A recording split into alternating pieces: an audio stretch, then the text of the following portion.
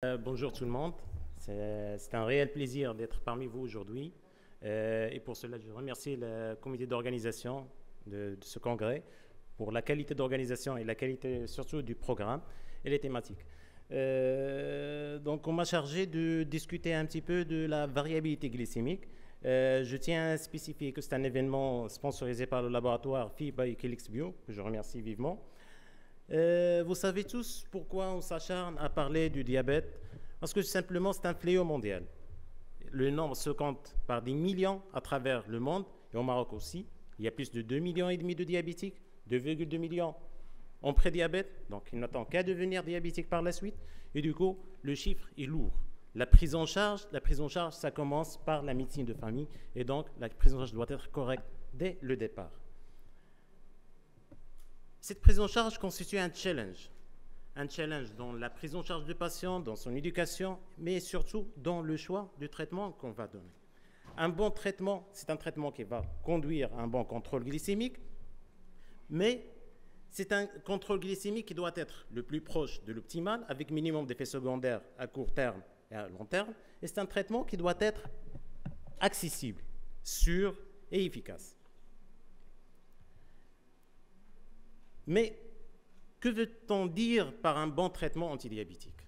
C'est la question à laquelle les études ont essayé de répondre dès le départ.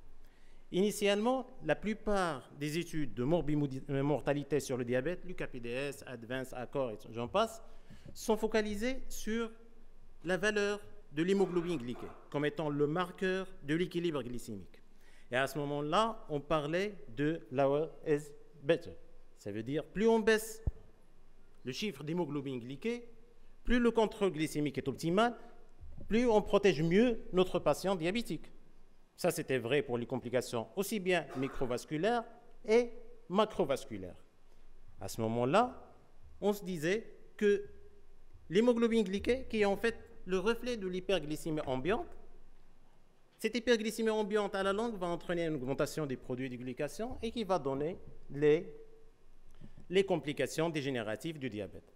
Mais on s'est rendu compte que pour les patients ayant les mêmes valeurs d'hémoglobine glyquée, certains font plus que d'autres des complications micro- et macrovasculaires. Donc, cette logique n'était pas suffisante pour expliquer le mécanisme de ces complications. Et avec les recherches, on s'est mis d'accord que le déséquilibre du diabète est le résultat de plusieurs composantes. Non seulement l'hémoglobine glyquée, qui est lui-même le résultat de l'hyperglycémie basale, mais également de l'hyperglycémie postprandiale. Et on sait tous qu'on passe à peu près 50% de notre temps de la journée en phase postprandiale. Donc l'augmentation de cette hyperglycémie postprandiale, associée à une augmentation de l'hyperglycémie basale, va entraîner une augmentation de l'hémoglobine glyquée, une augmentation de la glycémie ambiante et les conséquences. Mais il y a également, cette hyperglycémie postprandiale va entraîner quoi? Va entraîner en fait une variabilité de la glycémie. On aura une glycémie qui va osciller. Tantôt elle est basse, tantôt elle est normale. Rajouter à ça l'hypoglycémie, on aura ce qu'on appelle la notion de la variabilité glycémique.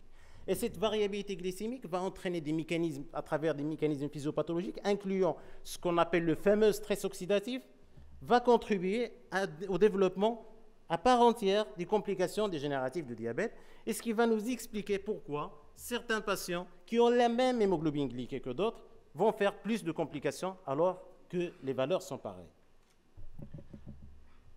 Et à travers ça, on a changé notre vision d'équilibre glycémique et il ne suffit pas d'avoir une hémoglobine glyquée à l'objectif pour dire que mon patient est équilibré.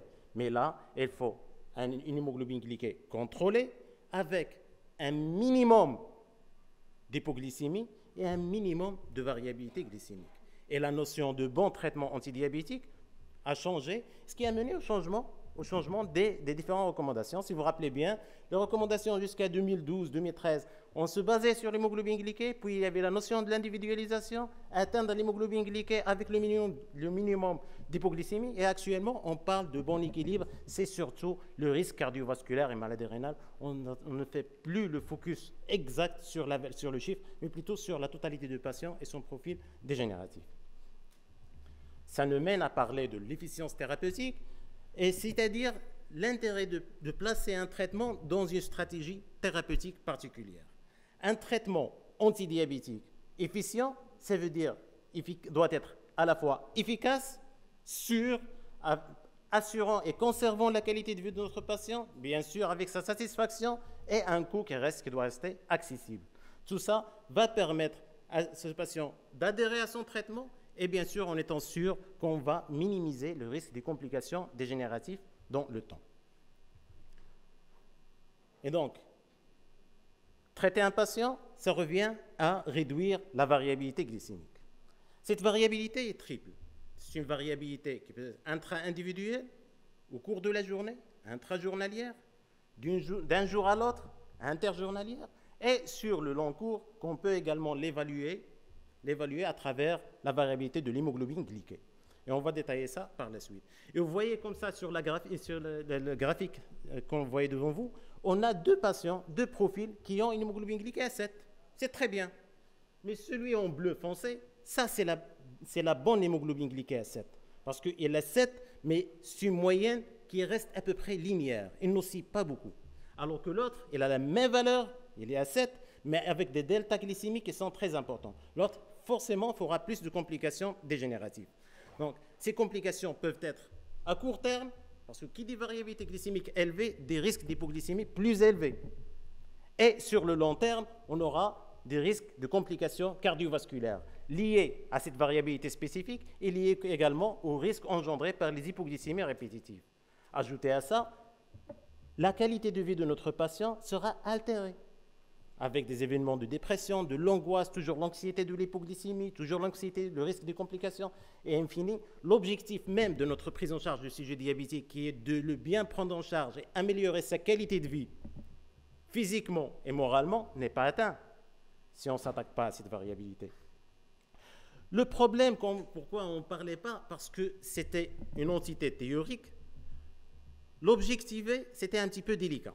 Parce qu'elle se base sur des méthodes arithmétiques, calculer la moyenne standard, le mode, le MAGE, etc., ne sont pas reproductibles, ne sont pas réalisables en pratique courante. N'oubliez pas qu'on traite un phénomène de masse, on parle de millions de patients. On ne peut pas faire ça pour tout un chacun. Donc, on n'a pas le moyen pour vérifier cette variabilité, pour évaluer, et de même évaluer l'efficacité de traitement tel ou tel sur cette variabilité. Ça a changé avec l'avènement de ce qu'on appelle le fameux CGM. Le CGM, ce sont des outils qui ont permis de visualiser à la minute près l'évolution de la glycémie chez nos patients. Ils donnent plusieurs résultats, d'ailleurs, ils prennent de plus en plus place dans les recommandations internationales. À partir de 2018, l'ADA parle toujours des données de CGM et ils définissent des valeurs, le temps dans la cible, le temps en deçà de la cible, le temps au-dessous de la cible. Les valeurs varient en fonction du contexte du patient, comme l'hémoglobine glyquée. C'est-à-dire il y a des objectifs pour ces valeurs, pour tout un chacun.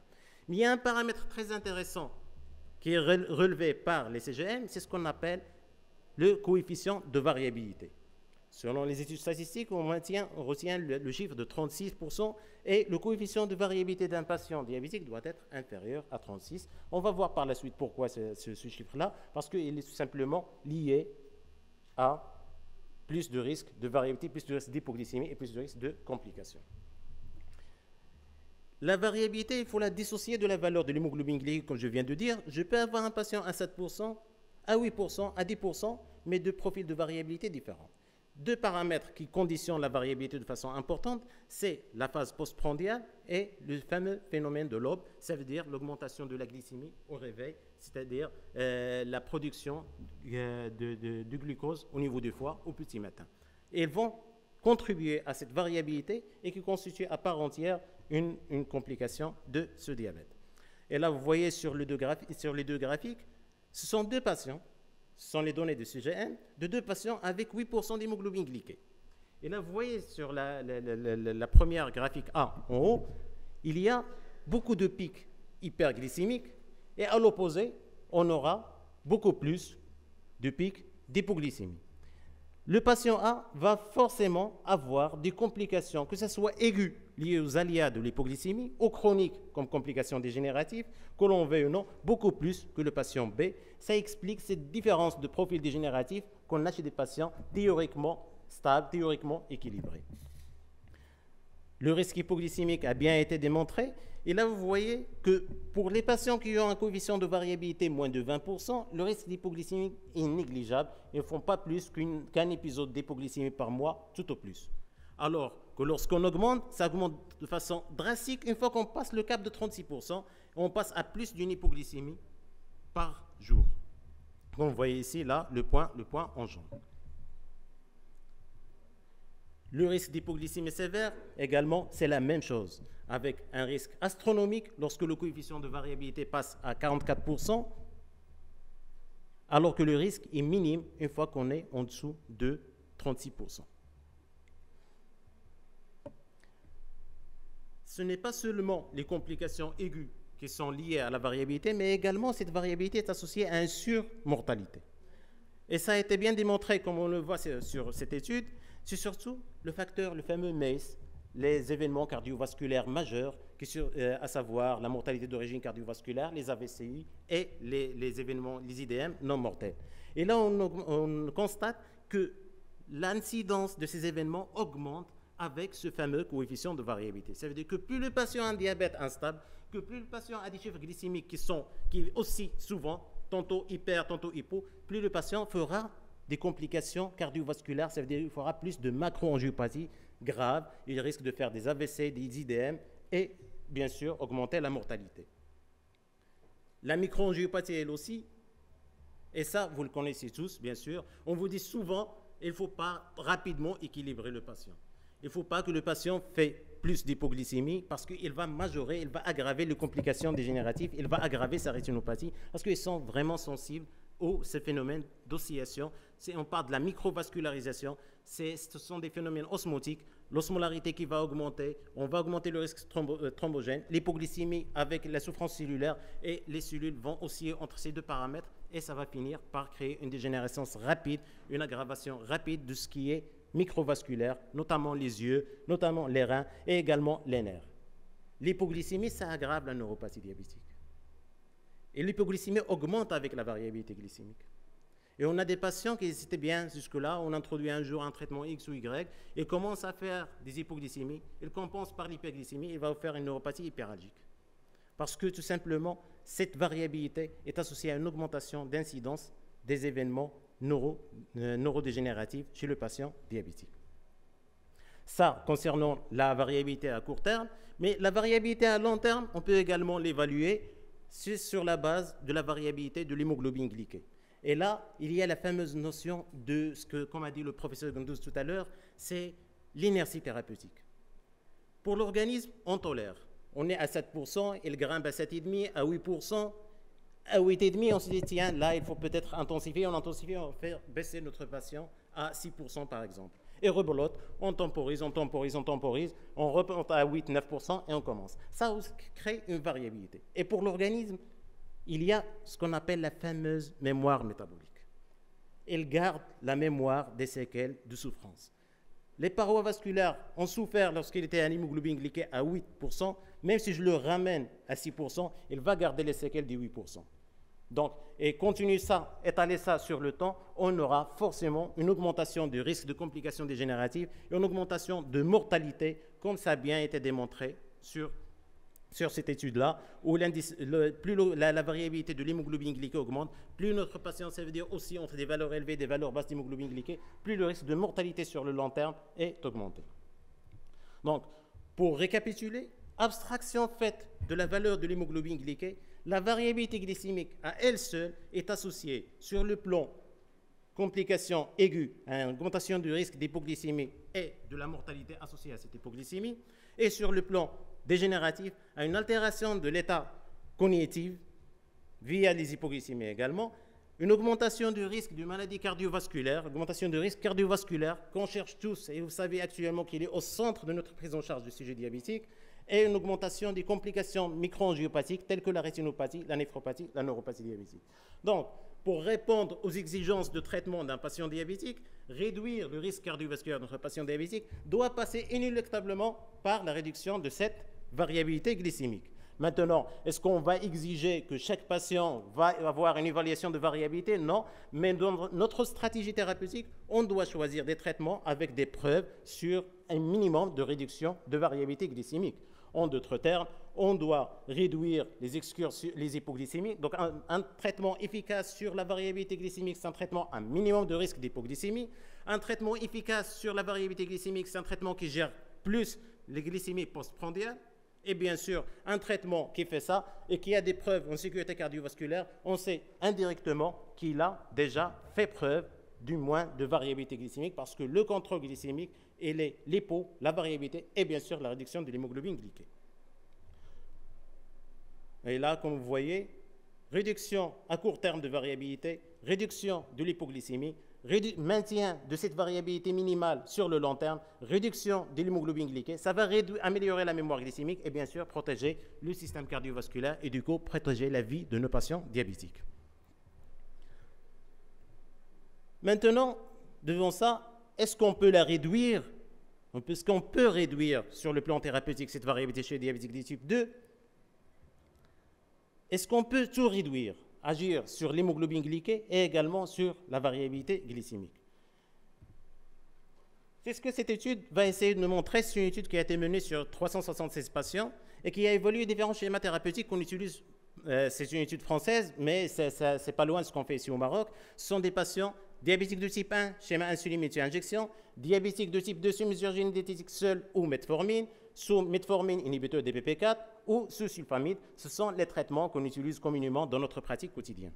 Et là, on constate que la variabilité glycémique, plus on passe de la metformine aux inhibiteurs de DPP4, au sulfamide, à l'insuline et à l'insuline multi-injection, la variabilité va augmenter. Mais le risque de variabilité, le coefficient de variabilité reste aux objectifs pour les patients sous metformine ou mesure diététique seule, sous metformine plus inhibiteur de DPP4. Et une fois qu'on commence à introduire le sulfamide, ça commence à échapper. Pourquoi? Parce qu'on commence à introduire un traitement qui est insulino-sécrétagogue. Plus on passe à l'insuline, c'est logique, on donne de l'insuline. L'insuline, on aura forcément plus de variabilité, mais il y a des choses à dire. Il y a des insulines qui sont innovantes qui vont permettre de réduire également ce risque de variabilité glycémique. Mais là, ce qui sort de cette étude, c'est que au-delà de la metformine, qui est un insuline sensibilisateur, le seul traitement insulino-sécrétagogue qui figure là, qui avait un impact positif sur la variabilité glycémique, c'était les inhibiteurs de DPP4. Donc, ce qui est logique par la suite.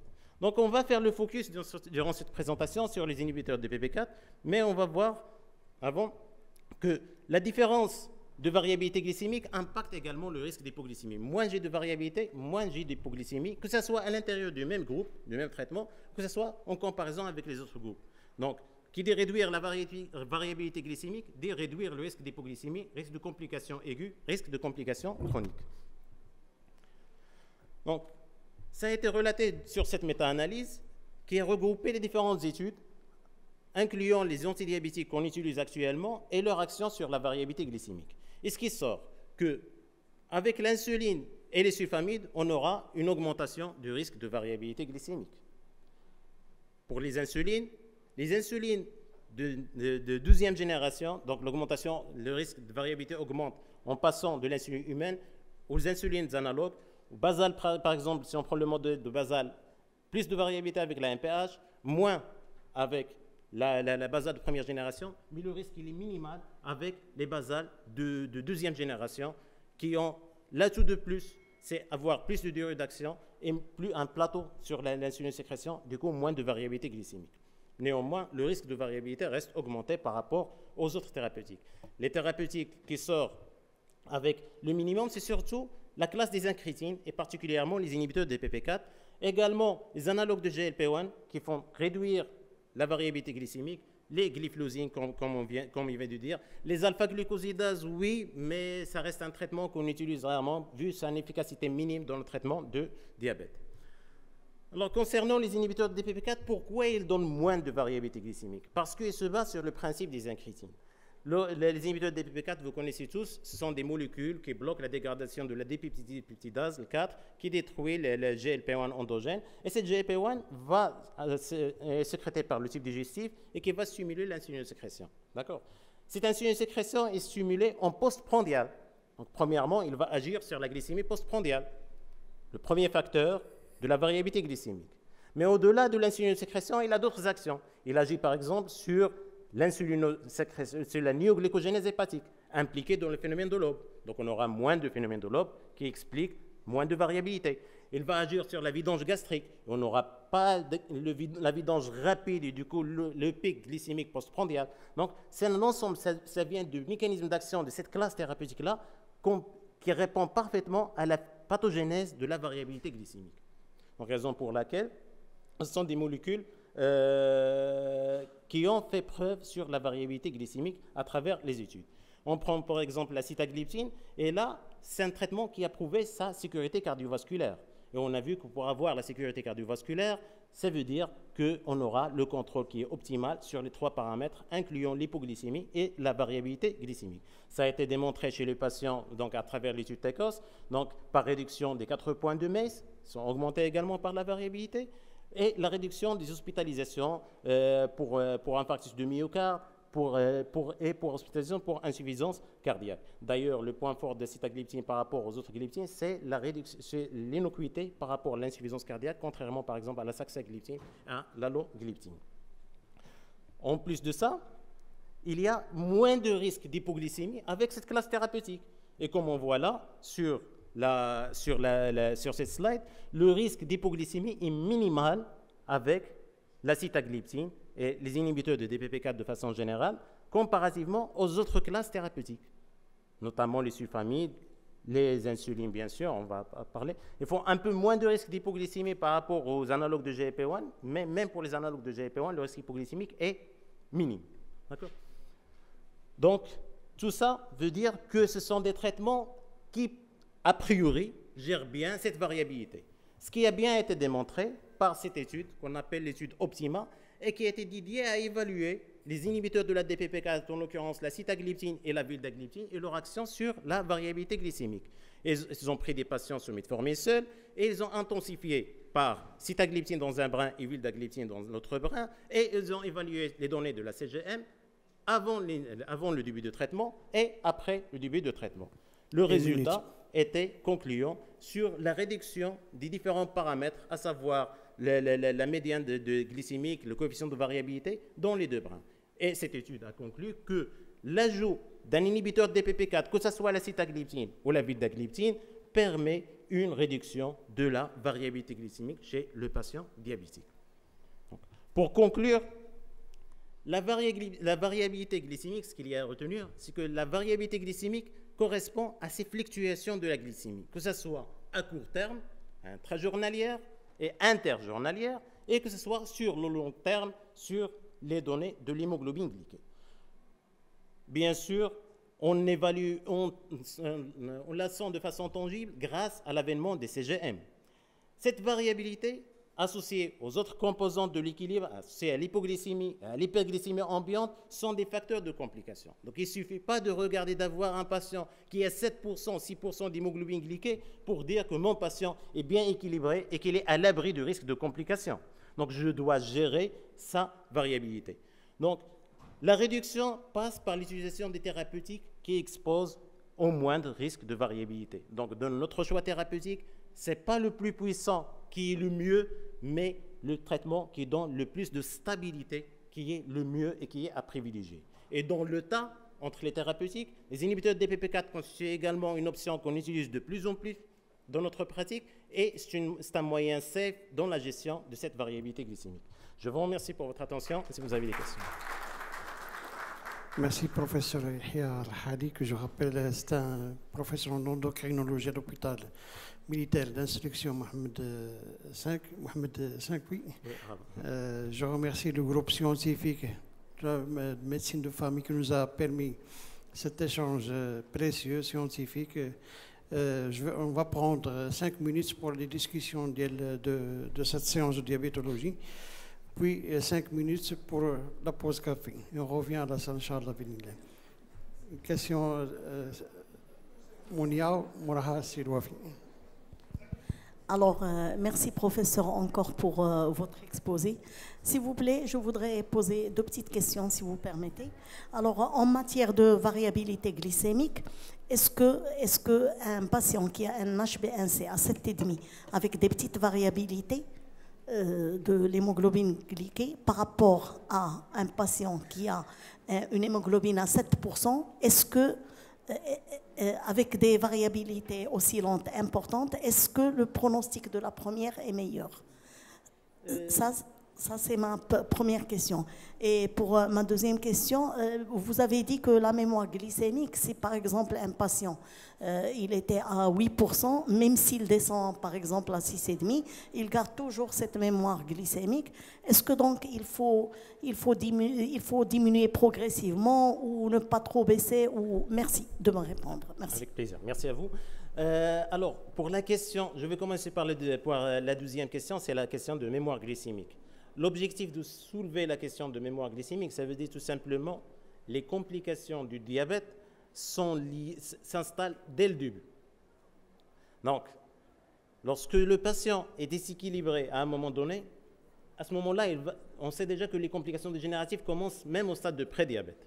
Donc, plus le patient est déséquilibré, plus il va accélérer le processus. Et les lésions athéromateuses, les lésions athérosclérotiques vont commencer à s'installer. D'accord ? Donc, les dégâts sont là. On l'équilibre, on le chope à un moment donné, on l'équilibre, on va stabiliser les choses, mais on va éliminer difficilement les dégâts installés initialement. Le vif de la notion de la mémoire métabolique, c'est de dire agir le plus tôt possible. Plus j'équilibre le patient précocement, et là, c'est l'opposé de l'inertie thérapeutique. Plus j'équilibre mon patient précocement et correctement, plus je le mets à l'abri des complications sur le long terme. Si je le laisse traîner un certain temps dans le déséquilibre, pour une raison ou pour une autre, non, je vais faire un effort côté régime, non, je ne veux pas l'injectable, non, je ne veux pas faire ça, je n'ai pas les moyens, etc. Ce sont les raisons qu'on entend toujours. D'accord ? Plus je sais que dans les années à venir, le patient aura un surrisque. Un surrisque, ce n'est pas une relation linéaire, mais le risque est là, donc il faut le réduire au minimum. Message avec la mémoire métabolique, c'est éviter l'inertie et agir tôt, pour ne pas tomber dans les dégâts qu'on peut, pendant 5-6 ans, on est à 6-7%, le patient va faire un plus d'équilibre de complications que celui qui était à 5-6 ou à 6-7 par exemple, depuis le début de sa pathologie. Au moins depuis le début du diagnostic, parce qu'entre le diagnostic et le début de la pathologie, il y a un hiatus de 5 à 8 ans. D'accord. Après, pour la première question, 7,5, moins de variabilité, 7 et plus de variabilité, ça c'est la balance en fait. C'est la balance. Pourquoi? 7,5, je ne sais pas pour votre patient, est-ce qu'il est vraiment son objectif que je vise ou je vise moins? D'accord. Plus il est à distance de l'objectif, plus il y a un risque. Mais là, de là à calculer le risque réel, la différence de risque, la même chose pour le patient qui est à 7% avec plus de... Cette variabilité à combien? Est-ce qu'il est à 45% de coefficient de variabilité? Est-ce qu'il est à une variabilité qui reste minimale? S'il est à forte variabilité, à 7,5, il va faire des complications. Parce que s'il me fait par exemple des hypoglycémies à 0,4, 0,5 et il fait des pics à 3, 4 et il a la moyenne à 7%, à ce moment-là, il aura forcément plus de complications que celui de 7,5. Mais si la variabilité reste minimale, bon, là, il faut voir les choses, il faut le comparateur. Vous voyez? Mais ça dépend de l'importance de cette variabilité. J'avais un patient diabétique du type 1 qui avait 7% d'hémoglobine glyquée. Mais sur les données CGM, il est à 0,2, 0,3 des fois d'hypoglycémie. Son pronostic est fâcheux si je la laisse comme ça. Même si je me contente de la valeur de l'hémoglobine glyquée, là, il est plus que parfaite pour une DT1. Vous voyez? Donc là, le message à passer, c'est que je traite mon patient, je le mène le plus proche de l'objectif que je fixe et la façon la plus stable avec le minimum d'hypoglycémie et le minimum d'excursion. C'est ça le bon équilibre. Avoir juste une hémoglobine glyquée proche de l'objectif, mais que les oscillations glycémiques, c'est aussi néfaste que d'avoir une hémoglobine glyquée élevée. Oui, voilà, j'espère que je vous ai répondu. Merci beaucoup. Avant de donner la parole Sylvain Fils, oui, donc je tiens à remercier les laboratoires FI qui ont sponsorisé cette présentation. La parole à vous. Merci beaucoup, M. Moudin. Je tiens à féliciter notre professeur Al-Hali, bravo. C'est une conférence très pertinente. Vous avez répondu à beaucoup de questions, de messages très, très importants. Alors, donc la variabilité glycémique, ce n'est pas un calcul qu'on va faire et des dosages qu'on va faire à chaque fois pour le malade. Sur le plan pratique, c'est-à-dire il faut prescrire surtout un médicament qui est très efficace. Oui, en quelque sorte, et si je veux vraiment évaluer la variabilité glycémique, Je peux le faire actuellement. Auparavant, c'était contraignant parce que c'était des moyens de calcul à travers des mesures de la glycémie sur plusieurs journées, sur des données de l'autosurveillance, sur de la glycémie veineuse, et puis on fait des calculs à travers des formules. C'était de l'ordre de l'expérimental, de l'étude. Oui. Maintenant, si je veux chiffrer, je peux le faire à l'aide de CGM. Est-ce que je dois le faire? Non. Les données de CGM, non, ne sont pas indiquées pour tout le monde. Peut-être le diabétique de type 1 qui a de l'insuline multi-injection, oui, je peux l'utiliser. Un patient qui me fait un diabète instable, je peux vérifier, d'accord? Mais le message à passer, c'est ça, c'est ce que vous venez de dire.